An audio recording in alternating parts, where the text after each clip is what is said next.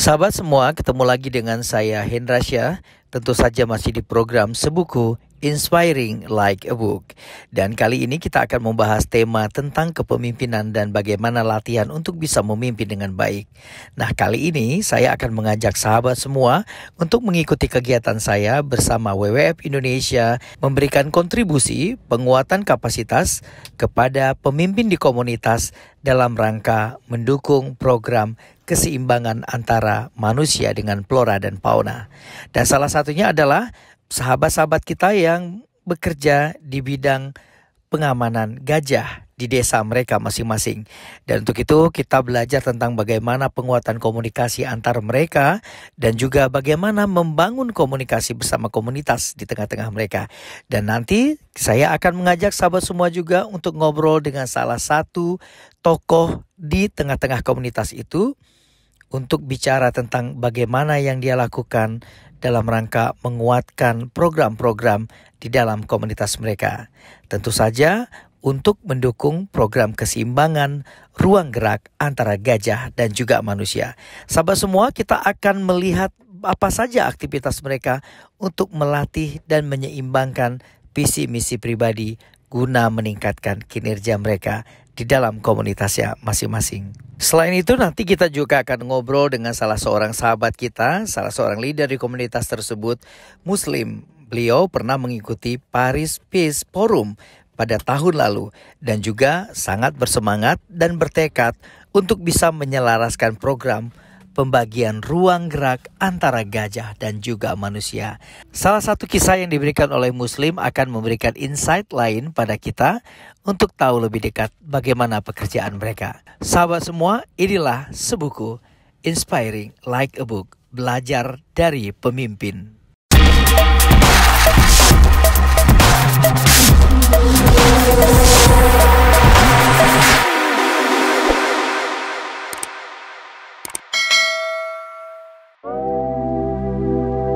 Sahabat semua, ketemu lagi di Hendra Syah Official dan kita masih di program Sebuku Inspiring Like a Book. Dan kali ini saya akan ngajakin teman-teman untuk bisa sama-sama ngikutin kegiatan saya.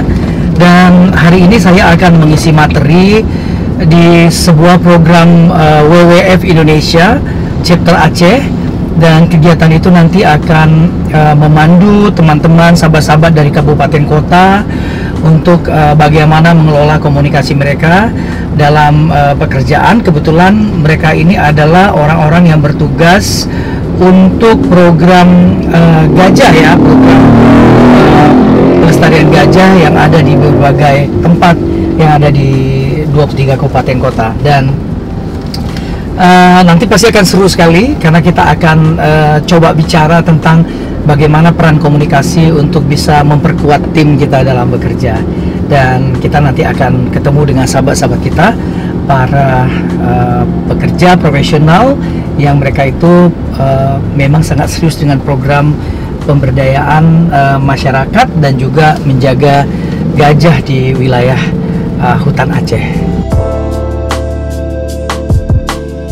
Jadi kita udah sampai di lokasinya. Lokasinya adalah di Hotel Arabia Hotel di pusat kota Banda Aceh. Dan ini sangat excited sih. Kali ini pertama sekali saya memberikan training secara offline, tapi tetap dalam protokol kesehatan.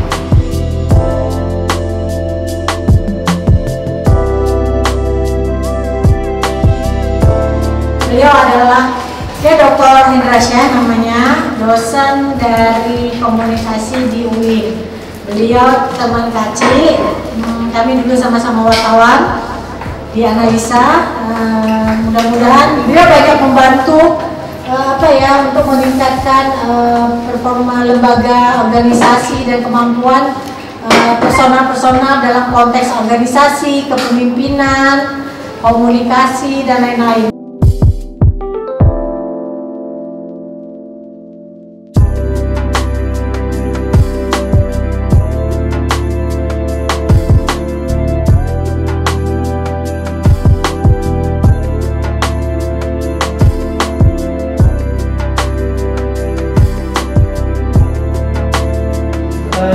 Suasana yang seperti ini tidak pernah mendapatkan tantangan yang baru, ya kan?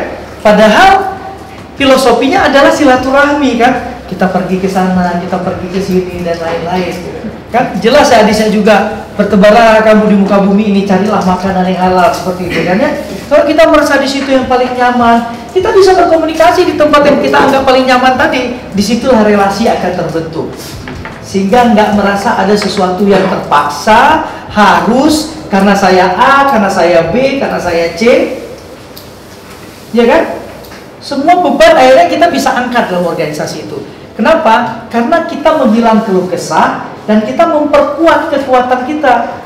Karena problem yang paling besar itu hanya bisa diselesaikan kalau kapasitas kita sudah besar. Nggak ada problem yang besar, Pak. Yang ada tuh karena kapasitas kita menyelesaikan yang kecil. Angkat. Angkat kira-kira sampai 5 menit ya. Angkat. Bisa ya? Bisa. Tapi apa yang diyakini tadi? Sama-sama kan? Karena Bapak rela bantu, dia pun senang naik. Ini adalah misalnya program. Ini adalah beban. Ya, bisa nggak program diselesaikan dengan beban kerja seperti ini? Bisa. Yang harus kita tingkatkan adalah kapasitas kita. Kapasitas itu ilmu kita, sharing kita dan lain-lain ya kan? Kerja sama kita, enggak dia bisa naik.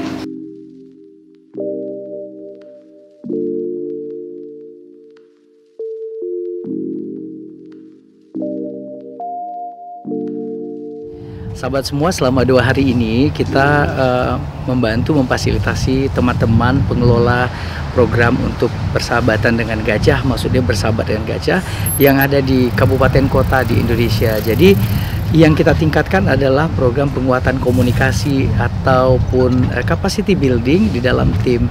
Nah, dalam hal ini kita belajar bagaimana mencapai goals, kemudian bagaimana cara menentukan langkah-langkah, program-program kerja, dan yang paling pasti adalah bagaimana meninggalkan ego kita masing-masing, karena yang kita kerjakan adalah suatu cita-cita besar kebersamaan di masa depan.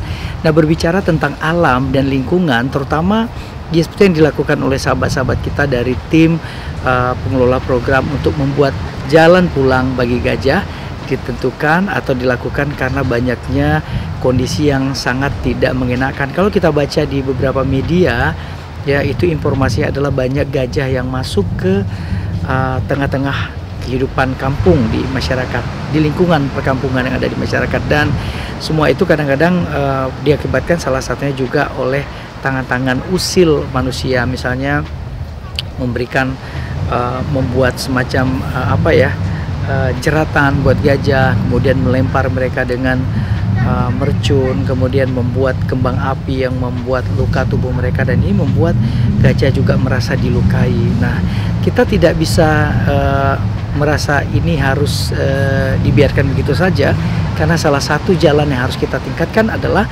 menguatkan komunikasi kita dari berbagai macam pihak. Nah, tujuannya penguatan komunikasi ini adalah membuat kita bisa bicara secara langsung dan mencari jalan keluar bagaimana program ini bisa dilaksanakan dengan baik dan tidak merugikan siapapun, termasuk gajah dan juga manusia.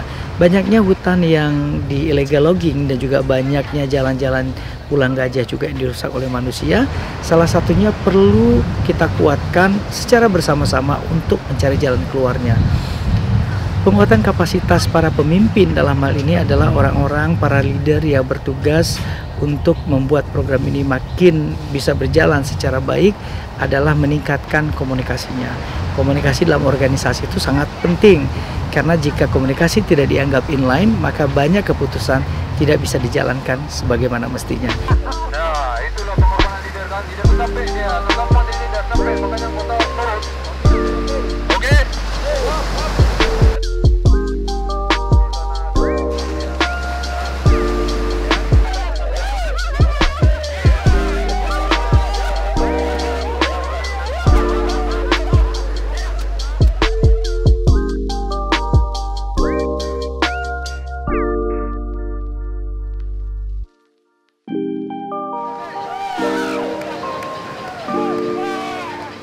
Jadi sahabat semua, seperti janji saya tadi, saya akan ngobrol dengan salah satu peserta training pada hari ini, yang kebetulan beliau juga memang terjun langsung dalam rangka mengelola program pengamanan flora fauna dari organisasi yang namanya TPFF ya, Tim Pengaman Flora Fauna.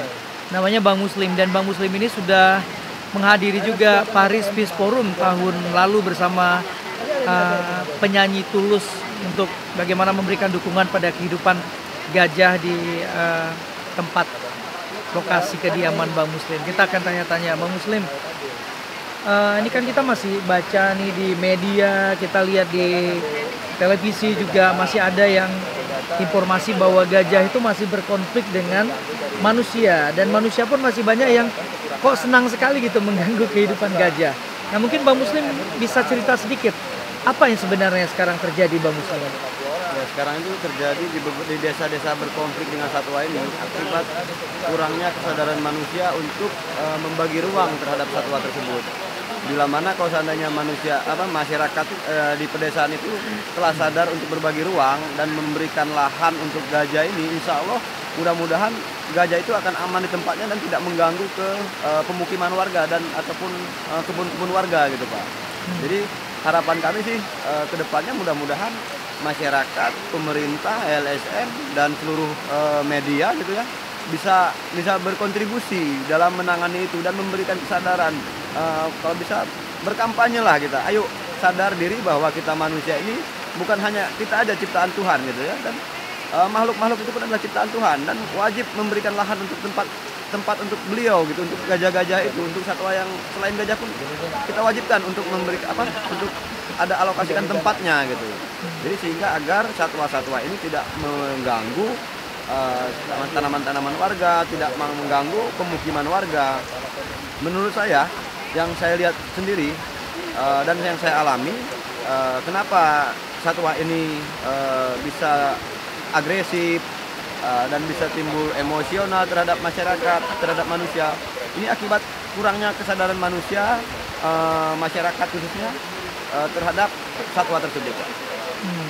Padahal kita tahu ya program-program pengamanan flora fauna itu bukan setahun 2 tahun Bang Muslim ya, udah bisa kita bilang sudah puluhan tahun ya, tapi adaptasi masyarakat terhadap mereka masih juga kurang. Dan kemarin itu beberapa waktu lalu kita sempat dikagetkan kan dengan beberapa video ya di WhatsApp, kemudian yang viral bahwa ada gajah yang menyeberang itu ya Bang Muslim ya. Seperti terusir atau bagaimana sebenarnya kondisinya pada saat itu? Ya sebenarnya sih satwa-satwa itu sudah merasa terancam gitu ya, sudah terancam dengan akibat aktivitas masyarakat di kawasan hutan. Khususnya mungkin yang saya lihat sendiri itu adalah illegal logging. Itu yang menyebabkan sangat-sangat terganggu sekali gitu ya, akibat mungkin suara mesin, aktivitas masyarakat tersebut bergerombolan masuk ke hutan, sehingga gajah-gajah itu merasa terganggu dan takut gitu dengan suara-suara mesin, sehingga gajah-gajah itu masuklah ke menyeberang gitu ya ke pemukiman masyarakat gitu ya. Jadi kalau begitu pengamanan kayak semacam illegal logging yang berada di hutan di sekitar itu tuh tidak mendapat perhatian atau seperti apa? Walaupun ini pertanyaan klise kayaknya, semua orang mungkin pasti tahu, tapi apa yang sebenarnya? Ya sebenarnya sih kami dari masyarakat dan kelompok-kelompok masyarakat sudah capek menyampaikan kepada pemerintah gitu ya, khususnya kepada KPH 2. Dan apa yang saya ucapkan ini saya tanggung jawabkan dunia dan akhirat. Bila mana mungkin bahasa saya ini masih belum konkret, dan saya akan membuktikan kepada orang-orang yang melihat di kegiatan Bapak ini mewawancari saya gitu Pak ya. Nah, dan bahwa petugas dari kehutanan ini jarang dia masuk ke dalam pemukiman warga, ke hutan, jarang patroli. Jadi sehingga mereka cuma bisa mengamankan kota, bukan mengamankan hutan menurut saya. Nah, jadi sehingga bebasnya masyarakat, bebasnya orang-orang illegal logging ini ya disebabkan karena itu mungkin ya. Nah, tidak ada patroli dari KPH 2, Dinas Kehutanan ke hutan-hutan yang dianggap hutan lindung gitu Pak. Jadi artinya ada upaya yang sepertinya perlu lebih sungguh lagi ya supaya itu. Kami menganggap ini Pak, itu pembiaran. Pura-pura tidak tahu. Nah, sedangkan mereka tahu bahwa kami sudah pernah menginformasikan, bahkan mungkin seperti kemarin dari media SCTP datang ke desa saya itu, mereka melihat, mendengar suaranya. Bahkan kenapa orang-orang dinas kehutanan ini tidak menindaklanjuti ada suara mesin di dalam liputan SCTV tersebut. Berarti kan ada pembiaran gitu, pura-pura tidak tahu semuanya. Kalau kita bicara tentang pembiaran itu artinya kan memang masyarakat harusnya berpartisipasi juga ya. Sejauh ini masyarakat di sana bagaimana mengkomunikasikan itu? Mungkin Bang Muslim mendengar keluhan mereka nggak? Ya, sebenarnya kami sudah membuat kanun kampung gitu ya, untuk menghentikan illegal logging, menghentikan perburuan, menghentikan semua kegiatan yang dianggap merugikan masyarakat desa. Nah, jadi akibat tidak ada dukungan dari pemerintah, tidak ada dukungan dari penegak hukum, sehingga kami mentok di perjalanan. Nah, sedangkan kami sudah kuat gitu dengan kanun kampung itu, dan masyarakat sudah siap untuk mengantisipasi agar dihentikannya illegal logging dan perburuan satwa. Akibat tidak adanya bantuan dari penegak hukum, maksudnya pendidikan dari penegak hukum, apa-apa aja yang kami lakukan, yang bisa kami lakukan, itu tidak ada penyampaian yang konkret gitu dari penegak hukum, sehingga kami mau melakukan itu masih merasa ragu-ragu, karena bila mana kami lakukan apakah kami melanggar hukum, karena negara kita negara hukum, kita harus bisa menyesuaikan dengan hukum-hukum yang ada di Indonesia gitu Pak. Artinya memang upaya itu sudah ada ya, kayak buat kanun itu. Kalau masyarakat pasti happy sekali ya dengan kanun itu. Itu dilanjutkan ke tingkat DPR kota, kabupaten atau gimana Bang? Kami kemarin sudah membentuknya, kami bentuk di dalam desa, kami disahkan di kecamatan, tetapi pas begitu semua sudah mengesahkan, pas kami ajukan ke tingkat kabupaten, mereka masih belum, sampai saat ini belum ada menginstruksikan boleh atau tidaknya. Oh, tapi artinya sudah bergerak ke arah mereka lah. Ya. Oke Bang Muslim, kita cerita tentang suka duka nih ya. Kalau ngurusin pengamanan flora fauna, pasti bayangkan aja untuk mengamankan diri kita sendiri aja kadang kita masih sulit ya. Tapi Bang Muslim sudah beberapa langkah, bukan lagi selangkah, tapi puluhan langkah lebih maju untuk ikut turut memikirkan bagaimana juga agar kita tuh bisa istilahnya seimbang lah, bahwa kehidupan misalnya binatang pun, hewan pun nggak boleh kita ganggu kalau kita tidak mau diganggu gitu ya. Sejak tahun berapa Bang mulai terjun ke bidang ini?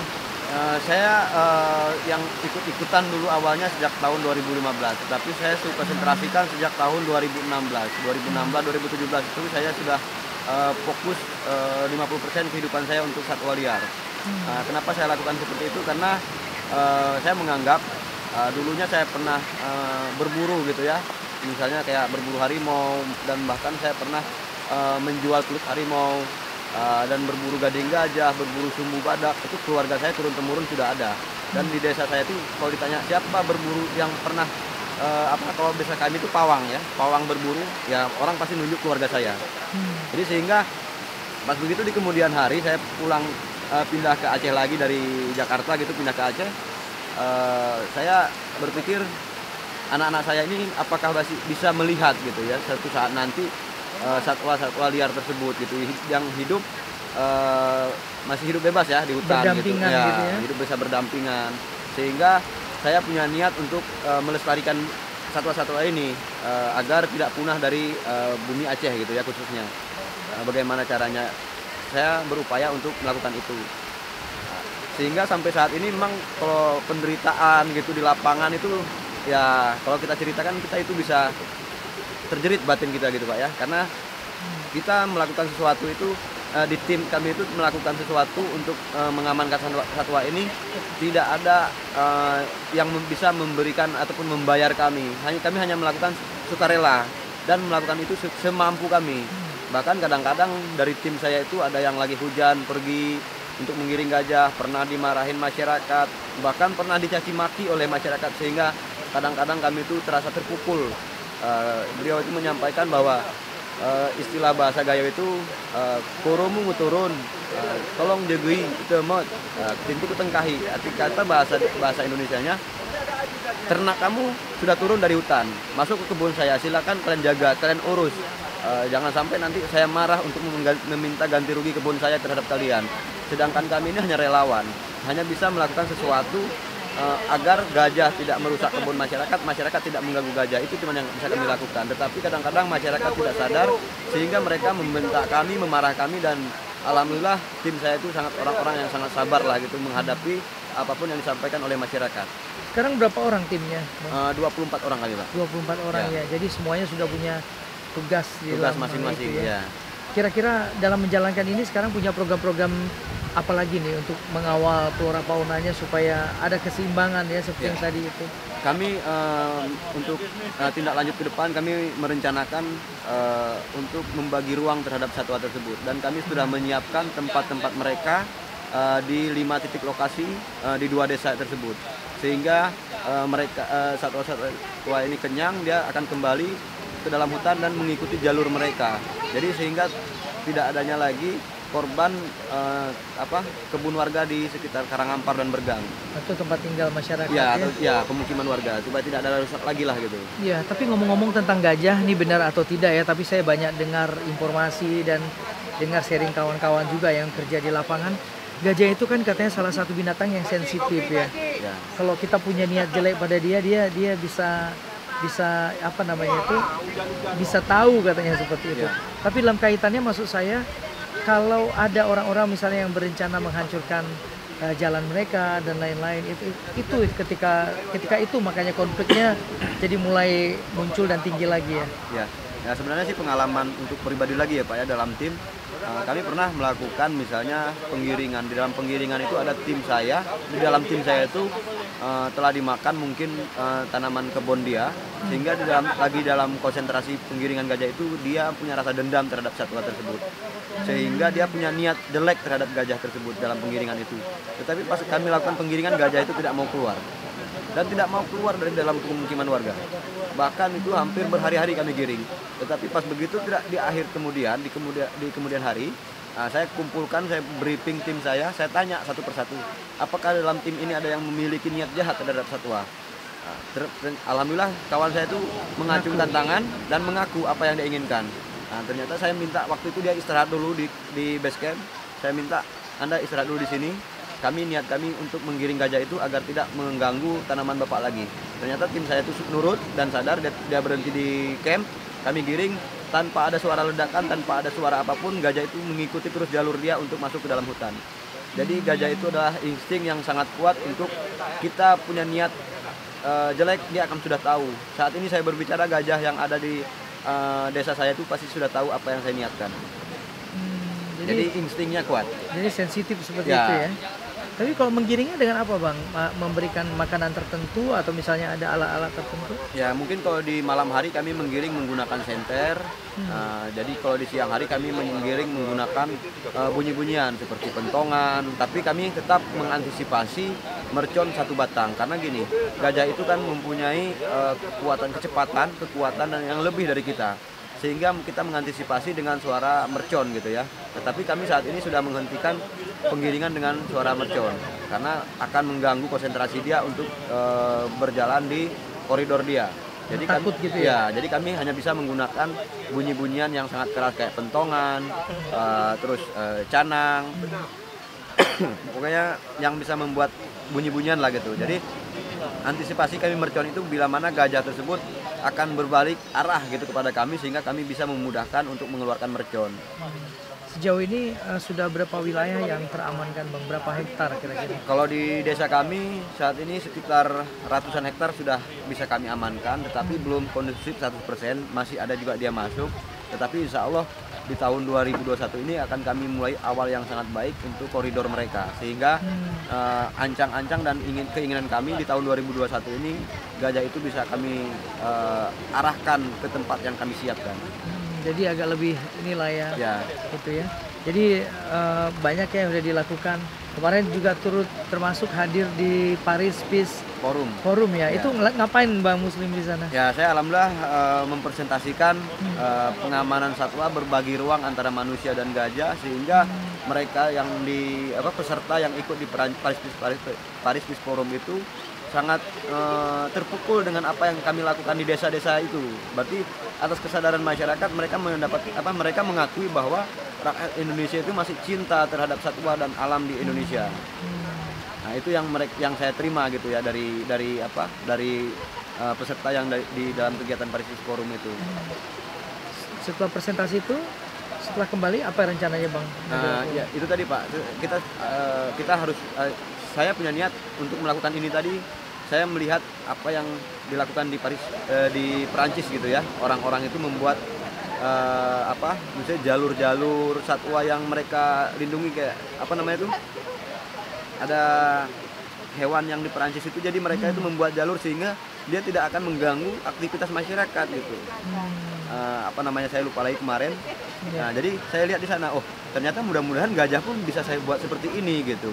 Nah, karena satwa ini kita lindungi, coba kita tanami pakan, dia kemana kita arahkan, ya kita sepanjang jalannya akan kita tanami pakan untuk satwa itu gitu. Artinya berbagi ruang itu konsep yang bagus ya. Ya. Bang Muslim, terima kasih Bang Muslim ya sudah berkisah tentang bagaimana tantangannya TPFF bekerja di sana dalam mengamankan flora dan fauna ya. Dan memang butuh kerja keras ya Bang Muslim. Mudah-mudahan tetap akan berlanjut, kan nggak ada berencana berhenti kan? Insya Allah tidak ada, Pak. Insya Allah tidak ada. Sebelum kecapai cita-cita, saya nggak akan berhenti kecuali Tuhan menghendaki lain, mengambil napas saya terakhir, ya saya tidak bisa berbuat lagi. Tetapi sebelum saya berhenti, saya sudah menyiapkan tim saya pengganti dari saya di kemudian hari, bila mana saya akan mungkin bisa apa yang terjadi lah seperti itu ya. Mudah-mudahan semua dalam kebaikan. Baik, sahabat semua, tadi tuh seru kita ngobrol dengan Bang Muslim. Bang Muslim ini adalah salah seorang leader di TPFF atau tim pengamanan flora dan fauna yang sudah bekerja sangat sungguh sekali, memberikan ruang, berbagi ruang dengan gajah agar manusia dengan gajah itu bisa saling bersahabat dan tidak saling mengganggu tempatnya masing-masing. Mudah-mudahan pertemuan ini bisa memberikan inspirasi lain bagi kita. Terima kasih sudah bersama Sebuku Inspiring Like a Book bersama Bang Muslim dari TPFF. Sampai ketemu lagi kapan-kapan. Assalamualaikum warahmatullahi wabarakatuh.